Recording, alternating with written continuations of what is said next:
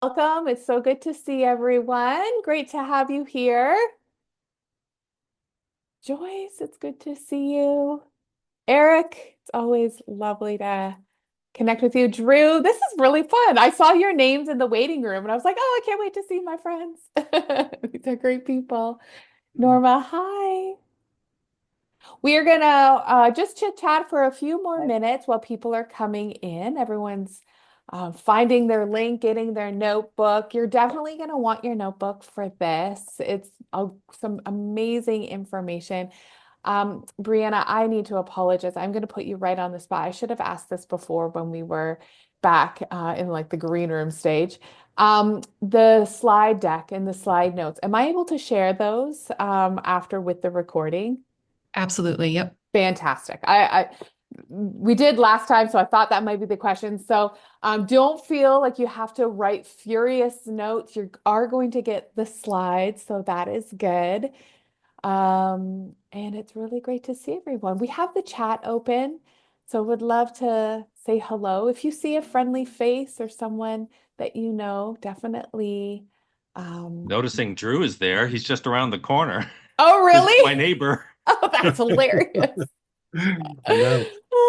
Phil's the reason I'm here. He's the rock star draw of this whole No. hour. Oh my gosh, you are not lying, Drew. Yeah, we are definitely honored to have Bree and Phil in this workshop. It's great. It's great. It's so good. All right, Lafayette. Lafayette. Tennessee, Brian, how do I pronounce the city which you're in? I am not that great. That would be La Follette. La Follette, just as it's written. I should have known. Silly of me. Thank you. It's great that you're here, Brian. So good. Something that I did not do that I am going to do right now is when participants join in, we are going to have everyone muted, but for the next minute, if you have, you are unmuted, so feel free to say hello. Amanda, you are also from the same community, La Follette. No, yeah, Yes, La Follette. yes. That's so Brian, cool. yeah, Brian actually sent me the link, so I'm checking it out. Oh, fantastic. So glad that you're here. It's Thank you. wonderful. Yeah. All right, everyone. How we're going to work today is we have the chat room open. I'm going to invite you to write your questions as they come up in your head, because if you don't write them as you're thinking of them, we're going to forget at the end, but write them in the chat. I have a document open beside me where I'm going to keep track of all of the questions that people have so that we can present them at the end to Bree and Phil. If you wish the question to be anonymous, we want to honor that. So just message me privately and just let me know that you would like that to remain anonymous. If you don't write that, if I need some questions about your question, like the details around your question, I might actually just ask you, like call you out and be like, hey, am I expressing this the right way? Um, and we're going to ask you to remain on mute while during the presentation. You will be invited to have some moments of engagement and some reflection. So please make sure you have a paper and pen, or maybe a document open if you're on your computer, because this is going to be an engaging workshop with the team from Trauma Healing Institute. Phil and Bree are here to speak with us. They have some incredible information on forgiveness and loneliness and trauma and all of those amazing things. So, without further ado, Bree, I'm going to pass it over to you. And thank you so much for coming. Yeah, of course, Laura. Happy to be here. Hello, everyone. It's great to be with you too. It seems like we have people calling in from all over the place, which is really exciting, and no stranger to the Trauma Healing Institute. But for those of you who don't know me, my name is Brianna Leiendecker. You can also call me Bree. And I work for the Trauma Healing Institute at American Bible Society. And my role specifically is I oversee program development. So everything that Trauma Healing Institute creates, whether it's a program, a resource, material, that's under my purview. And I'm also responsible for the technology that serves our program delivery. So our website, our app, programs and technology go hand in hand quite a bit at the Trauma Healing Institute. So that's a little bit about me. I live in Middletown, Delaware. I have a 9-month-old son who I am praying continues to sleep during this webinar. But yeah, I'm really happy to be here today. And I'd love to have my friend and colleague, Dr. Phil Monroe, introduce himself. Hello, everyone, and it's so good to be with you all as well. I'm Phil. I am a psychologist in the Philadelphia area, and I run a practice called Langberg, Monroe and Associates, and an organization called Global Trauma Recovery Institute as well that I'm restarting. Um, uh, for years, I've worked with the American Bible Society and Trauma Healing Institute in a couple different roles. I'm in the advisory council now, but have worked alongside with Bree to help create good materials and some of the things that we'll feature here today. So delighted to be with you and to talk about how, again, the church can be really helpful for people who are hurting in a variety of ways. Thanks, Phil. So before we actually jump into the content of today's workshop, I want to share a little bit with you about what Trauma Healing Institute is and what we do. You may have never heard of us, and I'd love to give you a brief introduction. So the Trauma Healing Institute at American Bible Society, our mission is to help the church address the effects of trauma, grief, and loss with resources that integrate both biblical principles and mental health best practices. When you think of the types of materials that can be made available to help people address the effects of trauma, grief, and loss, there's a bit of a spectrum that we should acknowledge. One side of the spectrum is highly psychological in nature. It spends time focusing on a mental, emotional well-being of an individual, which is great. But it doesn't always address the spiritual aspect or specifically someone's faith. Or you could swing to the other side of the spectrum where there's resources that are highly biblical in nature, but it doesn't always take into account that we're still a human being that has emotions and mental health well-being. So what we do at the Trauma Healing Institute is we take both ends of the spectrums and we sit in the middle. All of our materials that we create have scripture intricately woven throughout. Scripture is not meant to be used as a band-aid in what we create, but more so as an invitation to help us think about certain aspects of the healing journey through the lens of scripture. And then the mental health piece comes in because we're not necessarily training people to be counselors or psychologists. We're really after the lay people of the church, perhaps people like me and you, who feel this desire and this need to want to help, but not necessarily knowing how to get started. So there's mental health principles that are woven throughout what we do, and that could look like learning how to become a safe listener. Or what types of questions can I ask someone to help them begin telling their story? So keep in mind that as we are looking at forgiveness today, you're going to recognize, of course, scripture is present, but there's also basic mental health best practices woven as well.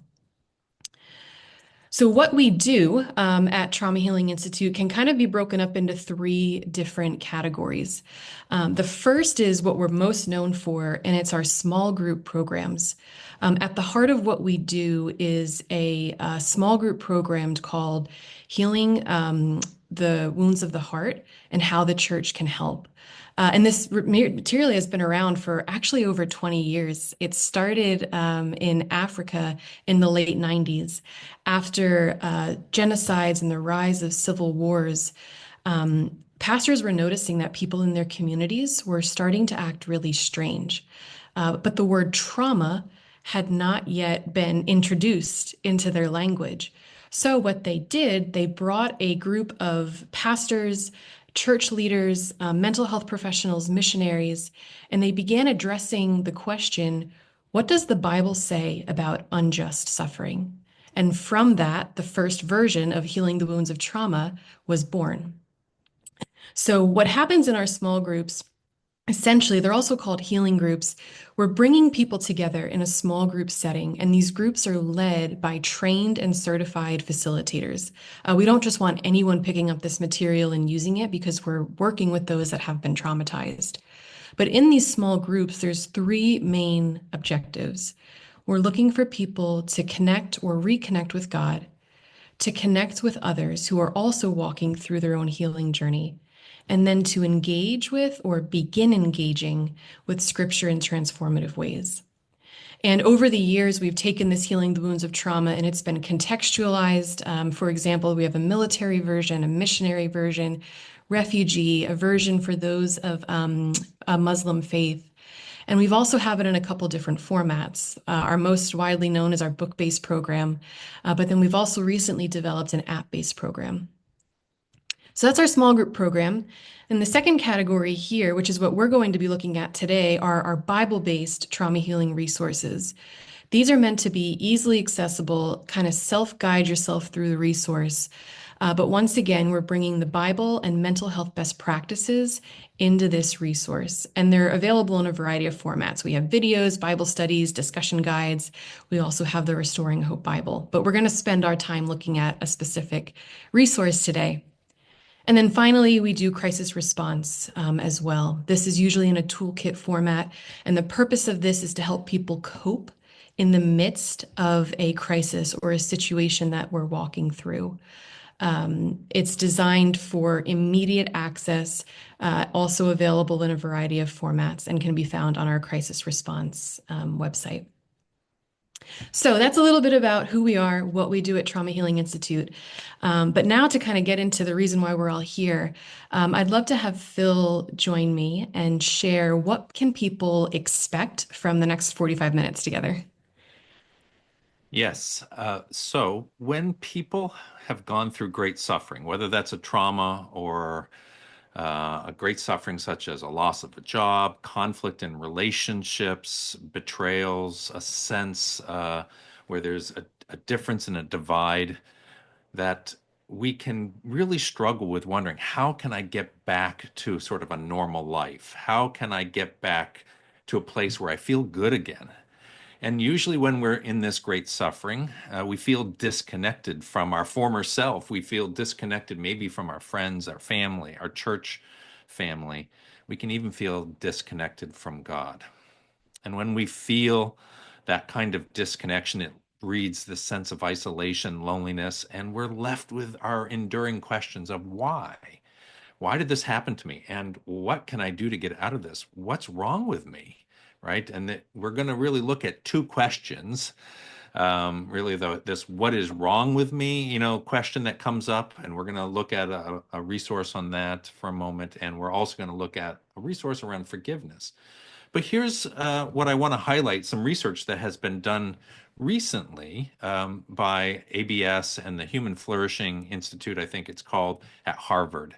Every year, the Bible Society does a bit of research on the state of the Bible, and it produces a book that they download out, and you can see the chapters. But one of the chapters in this year was on the topic of loneliness, and a recognition that as they were surveying people about their use of the Bible, their connection to the church, they also asked some questions about loneliness. And their research also found that what you probably already know, which is that there is an epidemic of loneliness, where people are feeling lonely and isolated. If you have gone through great suffering, you have probably felt this as well. Do people really understand what I'm going through? They seem to be going on business as usual. Their lives seem to be bouncing back if they've gone through something, but I don't. Um, the research on loneliness found some interesting things, and it's going to point to why we're going to talk about the topic of forgiveness. That those people who have suffered the most with their loneliness and who struggle to find a way of forgiving betrayals and harms and wrongs done to them seem to experience even more loneliness. Whereas those who are better able to find a way to forgive find that they have a little less loneliness in their lives, a little less isolation. Kind of makes sense. But this topic of forgiveness is really confusing to us. And even for those of us who've been Christians and in the church all our life, really we know what it is, and yet it is something that creates some confusion. So we're going to take the next few minutes first to talk about this journey of healing. If you have suffered greatly and you are trying to get back to some sort of normalcy, you might have wondered too, why am I stuck? Why can I not get better? Seems like other people get better. What is this journey of recovery I'm supposed to be on? Am I making progress? Am I falling behind? So we created a 1 minute video here that Bree is going to share with us and take us through this. I want you to watch this. Bree, tell us a little bit about this. Yeah, so I'll be sharing with you a video that's called The Journey of Healing. This is something we talk a lot about in the Trauma Healing Institute. And as you are watching this video, I'm going to encourage you to notice how the journey of healing is depicted, because I'm going to have a question for you following the video that I'll invite you to write some of your answers in the chat. But let's take a moment now to watch this video. When you've gone through something really difficult, the journey of healing can take a long time. Sometimes it can feel like whatever the pain is, you should be over it by now. You wonder, why am I still feeling so hopeless, angry, overwhelmed? Or why can't I just go back to how life used to be? But healing almost never looks the way we expect it to. Sometimes the path is steep and difficult, and other times, progress comes quickly. Sometimes, small steps are the best we can do. Sometimes you need to just stop to catch your breath, and that's okay. Both the hurt and the healing change us forever. You can't go back to the way things were before, but you can go forward by mourning what you've lost and discovering what you've gained. New skills, new perspective, new wisdom. By learning to treat yourself with the same kindness and patience you offer to a friend. By understanding that God is with you through every twist and turn of the journey. And by seeing that there are many other people who are also on the path of healing, day by day, little by little. The journey of healing is the path of life. We hurt, we heal, and we keep going, together with God and with each other.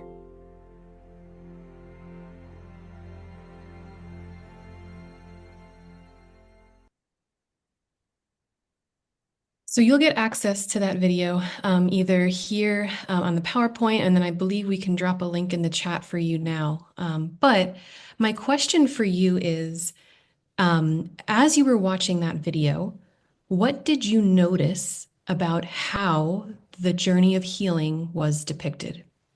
We'll give you about 30 to 60 seconds to reflect, but I'd love to see some of your answers in the chat.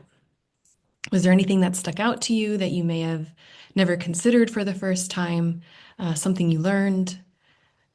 I think one of the things for me, and then Phil, I'd love to hear your thoughts too. We don't always realize that there are people who are on a journey of healing alongside us at the exact same time. We kind of saw it in the video, the first half.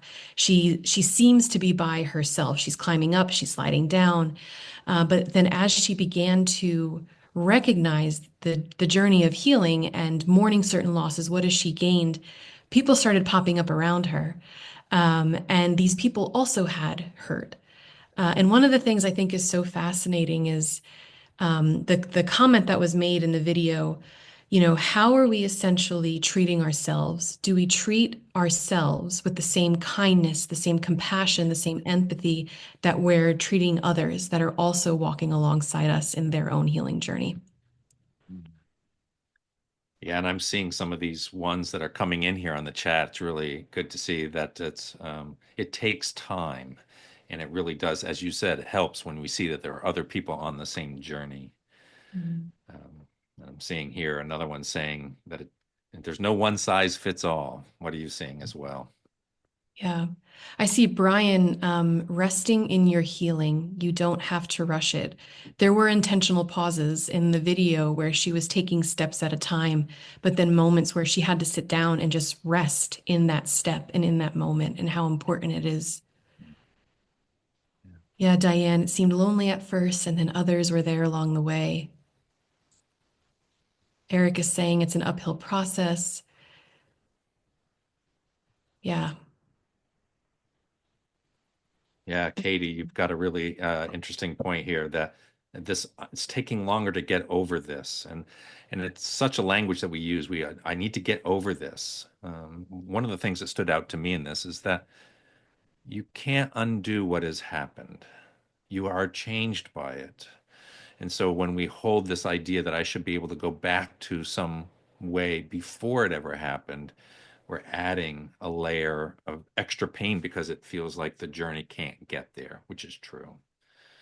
And this idea of being able to say, what's the next one step? Do I need to sit on this step? Can I go? Is there a little bit of speeding up? Right. Yeah.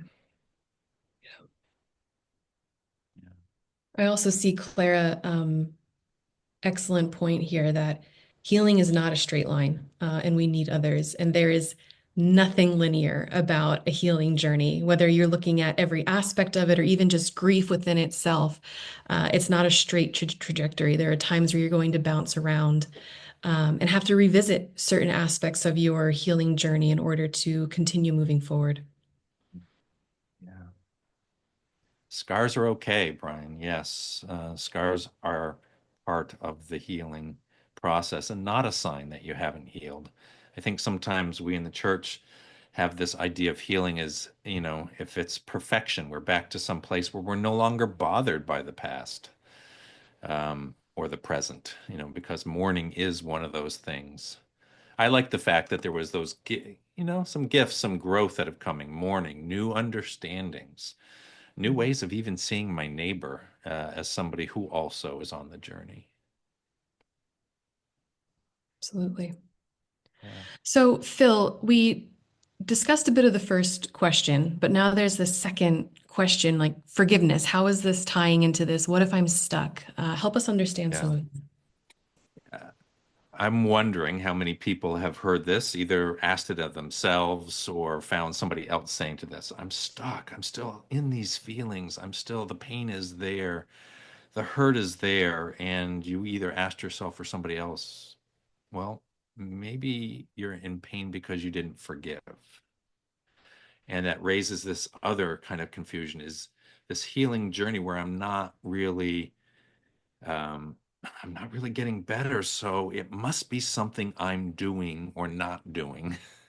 And so we want to take up this topic of forgiveness and put it on the table, since it's one that comes up so often. And we saw in the research that there was some connection between feeling more connected to other people and forgiveness. Yeah. I think in order for us to understand what forgiveness is, one of the things we first must do is shine light on things that we may believe or were told that's not actually true about forgiveness. And it's really shining light on what we're going to call misconceptions around forgiveness. I think in certain cultures, sometimes, and we can define culture however we want here, whether it be your family culture, your church culture, your ethnicity, there are certain things that have been passed down, or that we're just straight up told this is what forgiveness is. And if you're not achieving these things, then you're not forgiving. And I think we have to address those things. So before we define forgiveness, my question for everyone here on this call is, what misconceptions of forgiveness are you aware of?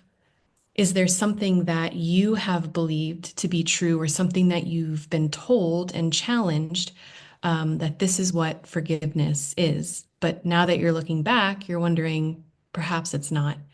So take a couple moments, think about that. And I'd love to see some responses in the chat around what are some misconceptions around forgiveness? Yeah, Harold, forgiveness is the same thing as forgetting. Yes, that's a very common misconception. Just try to forget it. Yeah. Yeah. I think, as answers continue to come in, I can share from experience. So using this healing the wounds of trauma material, I've led healing groups dozens of times, and forgiveness is actually an entire lesson where we dedicate like 2.5 hours focusing on the topic of forgiveness. And this idea of misconceptions comes up often.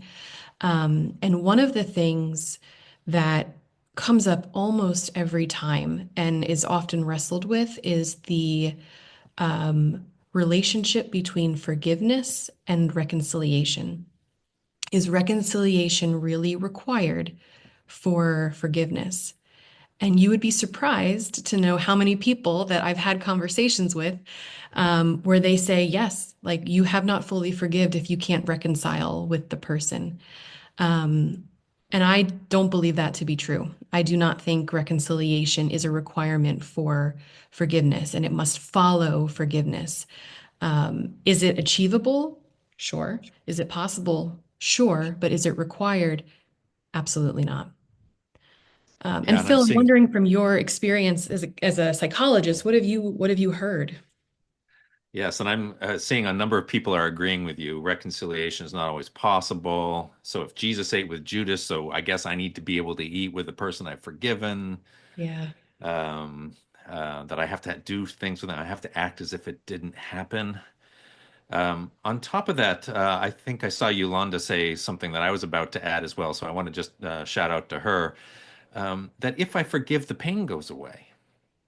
If I'm walking in the street outside here and you run over me, and I survive and I forgive you for running over me, um, does that stop the pain in my legs? Does that make them heal that I can walk? Maybe I'm never going to walk again.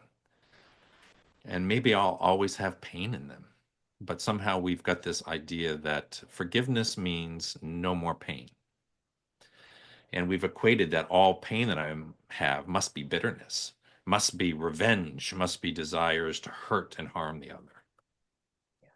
So those are some of the things that I hear a lot in my practice. Yeah. So should we define it, or maybe there's some couple others that you want to pull up that are in there? A lot of good comments in the chat. Yeah, I'm seeing some comments about how forgiveness does not mean you justify the action that was taken against you. I think that's very important. I can forgive someone, but I don't want to have anything to do with that person. Yes, yes, yes, yes. Yeah. I think it's important, shining light on these things can help us get unstuck sometimes. And it's good to know the misconceptions, but I also think it's important to actually identify and define what forgiveness is. So, can you help us do that, Phil? I can try. I've been in the church all my life. I'm a pastor's kid before I was a psychologist. And I have to say, the more I study about forgiveness, I feel like the less I know. um, it is one of those things that we all know what the term means, but what it actually is and how you do it seems to be a lot more vague. And I saw somebody else saying, is it a feeling? Is it a decision? Well, it probably has a little bit of both in it. So we're trying a simple way of it, that forgiveness is a decision where we choose not to seek revenge, right? Or be consumed with bitterness. But instead, we hand it back to God for ultimate justice. That does not mean, by the way, I'll just put in parentheses here, that we don't seek justice. We have the same opportunity to do that. We see the Apostle Paul seeking justice from when he was wrongfully imprisoned. He demanded them to come and grovel a bit before he left their town. But so it is a decision, but it is also an ongoing process, right? Whereby we do a few things. And so we have a way of thinking about this process a little bit. Here's what seems to be part of the forgiveness journey or cycle, which is a process where we, in order to forgive, we need to have told ourselves the truth about what has happened. You see, if I've been betrayed and somebody tells me, oh, it was just a mistake, I didn't mean to, that might not be the truth, right? So I need to name not only what happened, but also the hurt, the injury, in order to be able to really forgive and choose to forgive. And that's a process that might happen, as you can see in the cycle, more than once. You may have to go that many times. You may have to remind yourself of the decision that you've already made, but to be able to, again, name the hurt and the pain. And you know what? Sometimes the pain is new to us. So maybe I get to a new phase of my life where that injury that someone caused is showing up in a different way. And I have a new opportunity to name that new hurt, that new loss, that new injury that's part of it. And maybe the person is still injuring me and still saying things. They are still character assassinating me, right? So there is, again, that offer to choose to forgive. And then there is an offering of forgiveness. Maybe that offering will be to the person, but maybe not. Maybe it'll be something that you tell God and you release them to God for ultimate justice. So that's a little bit of that process and naming. So as you're thinking through this, I'm wondering, is there anything standing out to you today? You may be well aware of this process, but as you're thinking about it, like me, have there been some beliefs maybe that you've been operating under recently that are still having an effect on you? And is there a new belief or a new behavior that you might want to consider in your own journey of forgiving and in your own journey of helping someone else to forgive? We'd love for you to take a moment and journal this and write it. You can write it certainly in the chat, but you don't need to. You can just journal this for your own keeping, your own privacy.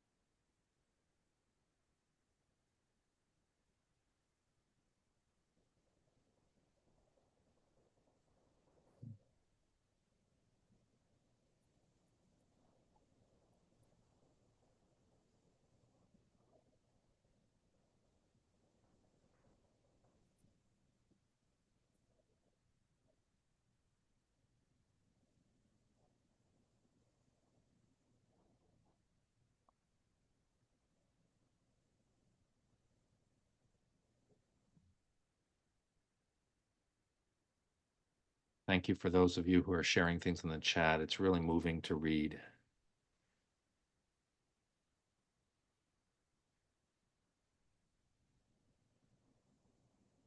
Yeah, it's some great comments here.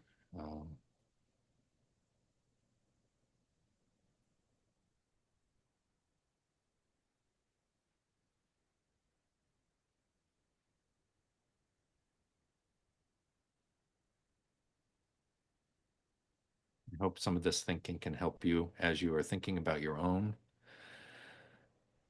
forgiveness that you are seeking to give to someone else or to yourself even. We aren't touching on that today, but certainly that is a topic that people can struggle with. What are my beliefs about forgiving myself, forgiving God? Someone wrote the boundaries that I might need to consider.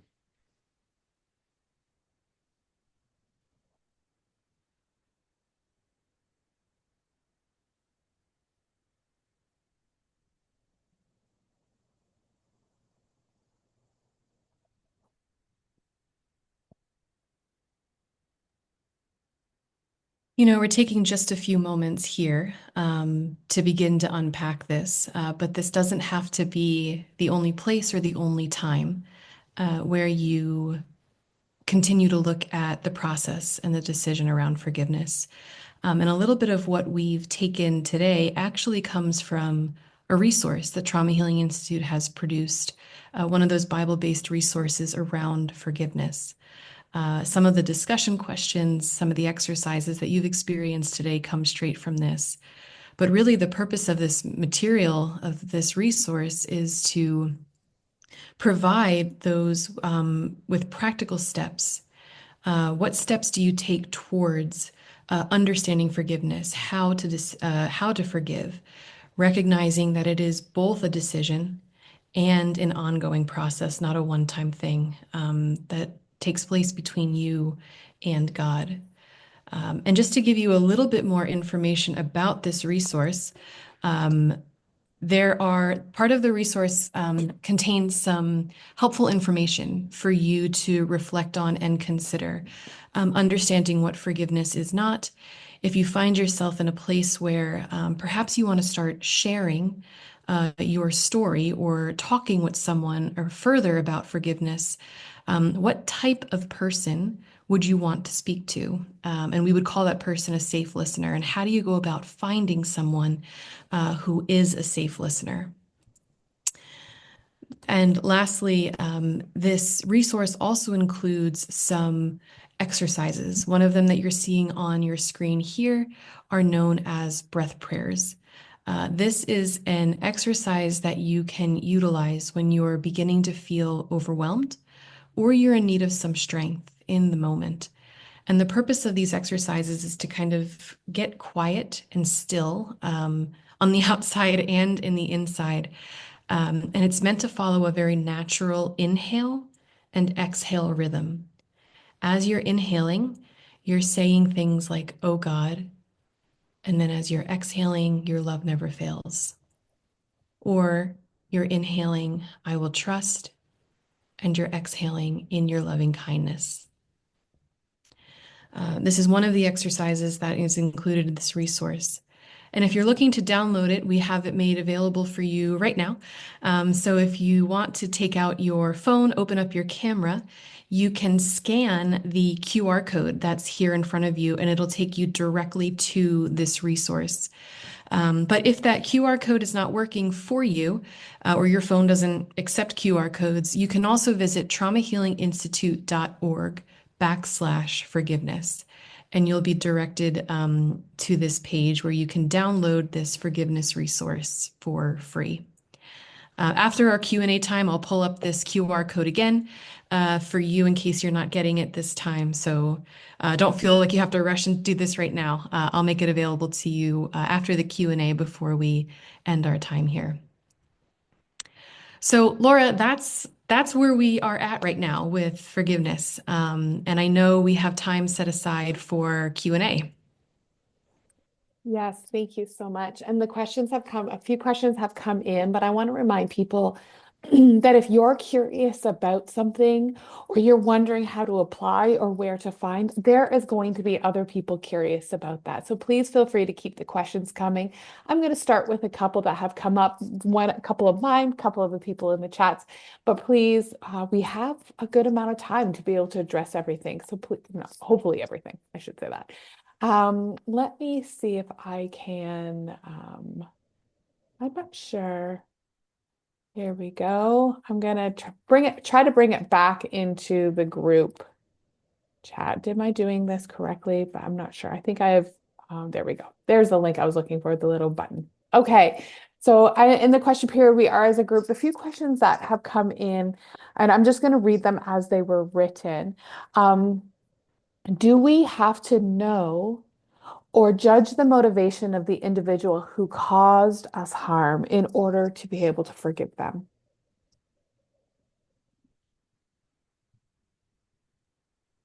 That's a really good question. That's a good I one. imagine there is desire in wanting to know. Why did you betray me? What were you trying to get at? Why did you hurt me?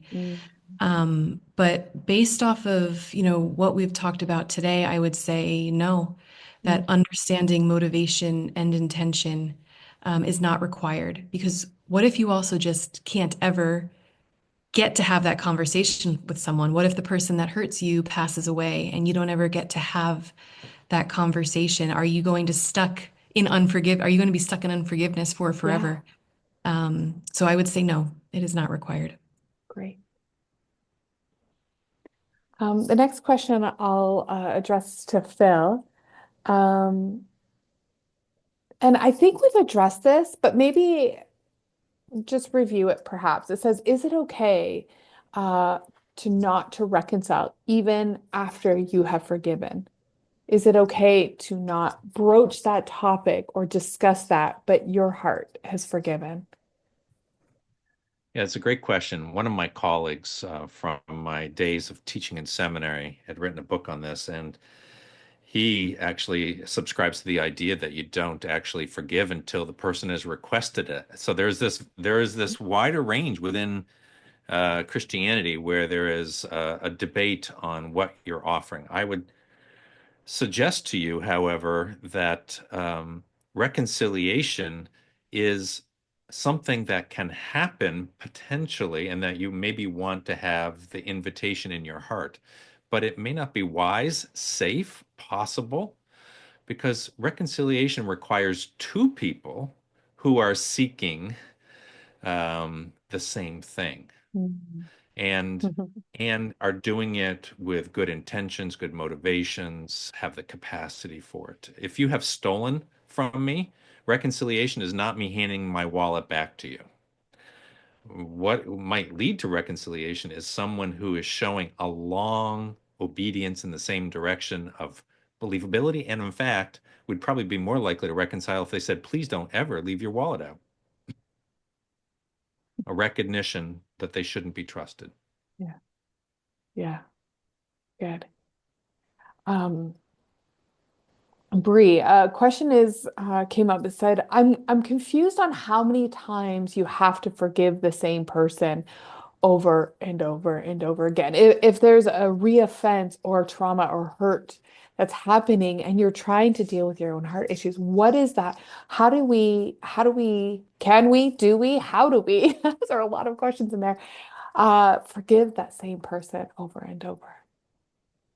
Yeah, and I think it goes back to the diagram that we had up before of the continuous circle. Mm, The beautiful thing about that diagram is there's multiple entry points. It's not something that once you stay in that, you're just constantly going around and around. There may be times where you have to leave the process of forgiveness. Like you can forgive up to this much or at this point. But then when you enter back in, you're recognizing, wow, there's another aspect of hurt that I have not addressed yet or I have not forgiven. And that's an opportunity to start the process and the cycle all over again. Um, so, I mean, we want to be clear that forgiveness is not a one-time deal. It does mm, not happen immediately after the offense happens. And then once you say, okay, I've forgiven you, you've forgiven them for good and all of the things. It's a process where you are continuously taking the hurt, the pain, the acknowledgement back to Christ, putting it mm, at the foot of the cross, and leaving it there until the next time you have to come back. mm, mm. Um, there's a question that came in about a close family member. Um, it says, I have forgiven, but this individual does not seek forgiveness and she does not accept the pain that she has caused. So when there is so when someone goes to reconcile and there is denial or, they're not both people looking to reconcile, how do you navigate all of that? That is a really tricky when you're dealing with your heart issue. Um, you go to reconcile and rather than reconciliation it feels like more pain is caused. Phil, how do you navigate those really tricky relationships? Well, one of the first things that we do is to recognize there's a difference between forgiveness and repentance, Mm, right? And we don't want to confuse those two things. And there's even the difference between being sorry, as somebody has just posted there, and repenting.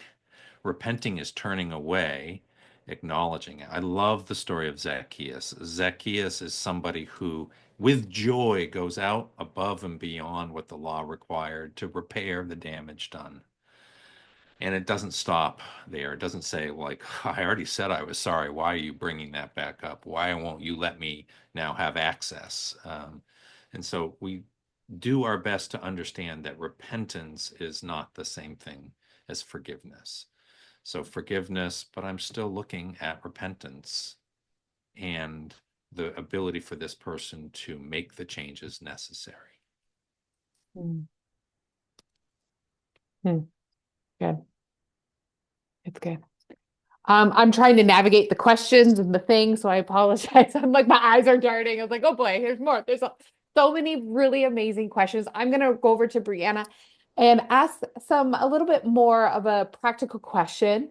Um, People are looking for Spanish materials. Specifically, there's someone that is looking for, is there a healing group in my area? Are you able to either give to me and I can forward in the follow-up email, or share where people can find either resources in different languages, or where to discover if there is a healing group nearby? Absolutely. This question excites me. So let me address the resource material first. Okay. Currently, the forgiveness resource is available in English. It is not yet available in Spanish. When you visit our website, if a material is available in a language other than English, there will be a link to download to that specific language. So what you're seeing on the website is what we have made available at this time. And that's true for whether you're looking at the forgiveness resource or you navigate to the Trauma Healing Basics website, our crisis response website. But yes, I am happy to provide all the links you possibly could need as follow-up. The second thing, if you're looking to attend a healing group, one, I would really encourage you to consider and doing that. Healing groups are happening all over the place in a variety of formats. Some people are hosting them in person, so there could be one happening not far from you in person. But there's also a large handful of trained facilitators around the world that host these online. We've made this material available that it can be facilitated in a safe way in an online setting. So if you're looking to attend a healing group, visit the Trauma Healing Institute website and we have an events tab. When you go to that events tab, you can filter for healing groups in a specific area in a language that you're looking for. So traumahealinginstitute.org/events, I believe, or just visit the THI page and click on the events tab, and you'll see what is available in areas near you or online. That's good. It's very exciting. I've been a part of a group myself. It is exceptional material and really, really digestible. Like, it's palatable. You don't need to be a clinician or a pastor. It really is just so relatable. And much like this conversation, many people on here are caregivers. They're ministry leaders. They care for others. But I think this topic is so relatable for all of us. We all have loss. We all have hurt, and we've all experienced different things. And so this is really, really, really valuable for that. I'm just going to ask everyone to mute if you're able to. There we go. Great. Okay, we have two questions that come up that are similar, and I think, Brianna, you might be the best person for this one. No offense, Phil. It's more logistics of the actual programs and things like that. I'll get you next. I'll get you next. I promise. There's a couple doozies coming up, let me tell you. Okay, so these two questions are specifically around loss of a loved one, or perhaps supporting those who have experienced death by suicide, the family members, and things like that. And we are talking about forgiveness specifically in this workshop, but with grief comes all kinds of emotions and feelings, and we just run the gambit. And so when we're talking about healing and trauma and grief and forgiveness, this is a conversation that has come up many times in my with people. So curious from you, what is the one question, and I'm going to say both questions because I think they are similarly linked. is what is the most practical way to help a family who are not yet Christians who has lost a loved one to suicide? And then the other one is what is the most practical way to help a family who are not yet Christian to embrace the sudden loss of a family member? I don't even know if this is the same person or whatever, but it's talking about this to those who don't know Christ. Yeah. I'll answer, and I'd actually love to hear Phil as well. The first thing I would say is sometimes when we find ourselves in these situations, we're working with people who have just suffered severe trauma, severe loss. It's like, what am I supposed to say? What am I supposed to do? And I think the better question is, especially if they're not Christians, instead of what is it that I'm supposed to say, is how can I represent Jesus in this situation right now? Jesus did a lot of not responding. Jesus sometimes, instead of finding something to say, he would respond with a question instead.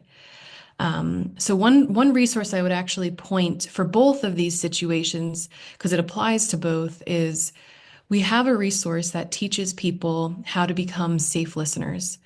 If I'm engaging in a conversation with you, what are the types of things I should and should not do? Which is a representation of Jesus. And then when it's time to ask questions, there are three basic questions that we can ask someone to help them begin processing their pain. And really quick, the three questions are, what happened? Just like, tell me what happened. It seems like a very basic, but it's actually quite profound because you're inviting them to start sharing their story, their traumatic experience. The second question is, how did that make you feel? It's inviting people to begin thinking from an emotional standpoint around the experience. Sometimes when something traumatic happens, we tend to think just very logically. We don't always bring emotion into the conversation.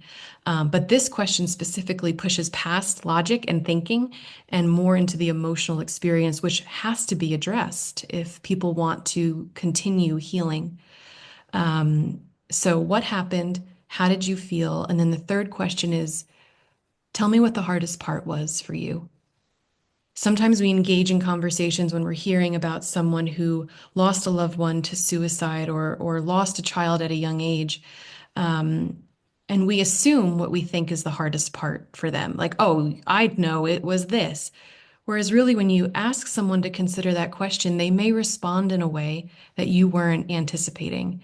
And it opens up all these other doors, beautiful conversation, to help them begin to share their story from their own perspective through their own lens. And those three questions are actually quite brilliant to do that. So that's my take. Phil, I'd love to hear your thoughts. I'll just add, remember when you've gone through great suffering, what helped you the most? People who showed up probably didn't say a whole lot, or if they did, you don't remember it, unless they said things that were really hurtful, and then you remember that really easily, right? Faithful presence is what people need and is what helps people heal. When we are isolated and alone, it takes longer for us to heal. We actually have research to show that faith communities that support people who over and over are struggling, sharing their pain, expressing their pain, and it's a safe place for them to do it, they get better faster. So faithful presence, and yes, those questions can really help a person tell their story in a way, and maybe you need to tell it again and again and again. Mm-hmm. Good. It's good. Okay, we have time for one more question. I'm going to ask one, and then we have one more after if anyone wants to add this. Phil, thank you for answering this question in the chat, but I wanted to bring it up because it is a great question, and you answered it really with another resource that I love. So I want to make sure we got it on the recording. So the question is, can you heal without forgiveness? Is forgiveness a prerequisite for healing? I think I'll put my professor hat on for a moment. All right. Um, Taking notes. Got it. Healing is not a light switch on or off. It is a journey, and so surely a person can make begin the journey of healing without forgiveness. But there is some really good research out there on forgiveness. It's not even necessarily always from a Christian perspective. But Ev Worthington, who is now an emeritus professor at Virginia Commonwealth, a Christian himself, has written and researched a lot on forgiveness. And he has something called the REACH, REACH model. And his research would suggest to you that forgiveness is an essential part of the healing journey. And again, that doesn't seem just to come out of his faith tradition, but also his beliefs. So you can check him out and look him up, and he's been prolific in writing, doing both the academic and the popular writing. Yeah, I'm Googling this right here real quick so people can get that. It is an exceptional and he's actually behind the scenes. We just confirmed him as a speaker for the summit this year, so really excited about Right. that. Yeah, yeah. He's a great speaker. He has his own story of his mother being murdered and telling that. You can find a TEDx talk or a TED talk on him that's very short, where he talks about some of the research as well as his own personal story. Yeah, yeah. And I just wanted to highlight, I haven't gotten any more questions in that are to do with this specifically. But I think it's really powerful though, and I'm very grateful for the Trauma Healing Institute to not only create resources for myself as an individual as I journey through life, but also for my church to be able to use that are not burdensome, right? That they're free. That training to be able to lead those. You have an app and just so many great resources for my church to be able to access. I'm just one question is that I have is for a ministry leader who is um, overseeing care in their church. What would you say if they're noticing that, you know what, this is an underlying topic? This might not be what people are emailing about. This might not be the side conversations, but this is a theme that's woven throughout everyone's story that they're talking about, this healing, forgiveness, loneliness piece. What would you say would be the first step to being connecting with people, to reaching people, to addressing this in a congregation setting rather than maybe a one-on-one setting? And we'll go, since Phil, you're unmuted, we'll go with you first, and then we'll go to Brian. Yeah, a congregation really does need opportunities to start conversations around this. And so, actually you can play, we played one of our 3 videos today that are about a minute long, but there are conversation starters that congregations can have. And certainly starting at the level of talking about the challenges around healing and the challenges around forgiveness, so that people feel like their stories are being heard, or at least they feel understood from the front. But we also probably need in our small groups conversations about them, not just being told what the right answer is, but the fact that there is an ongoing struggle. How have we, as a church, done in talking about these really difficult parts, these hidden parts?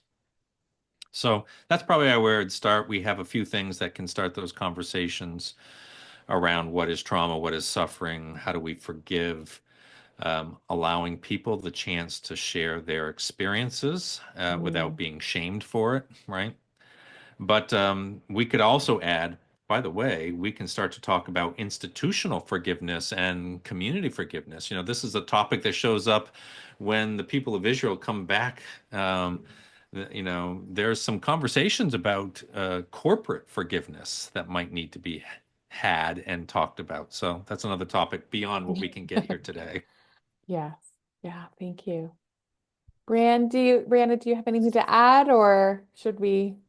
I can actually direct you all exactly Perfect. to what we were, Phil was talking about. So, forgiveness resource, once again, this is the website, traumahealingbasics.org, that provides a lot of these easy, simple to use conversation starters.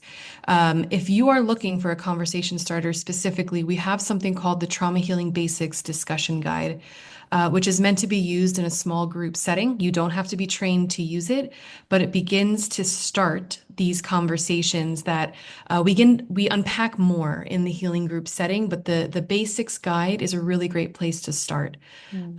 So visit traumahealingbasics.org. You'll see what we have available in a variety of languages as well. But this is probably your best place to start.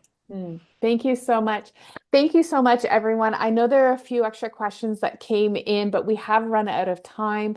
I'm going to be following up with the slides and the recording and the links that we've offered here. So you should be getting that email tomorrow where you have the workshop recording, all the slides, and the links that have been shared. I strongly recommend you take a moment in your calendar, get out your phone, hold off a 20-minute time slot in your calendar, because you're going to want to take a moment and just reflect, Lord, where can I start applying these, maybe to my personal life, to my leadership life, to my congregation or my community? Because I think we're all being called at some point, whether it's personally or congregationally, to start navigating this conversation of forgiveness and healing. So thank you, Dr. Phil Monroe. Thank you, Brianna, for your wisdom today and for sharing with us.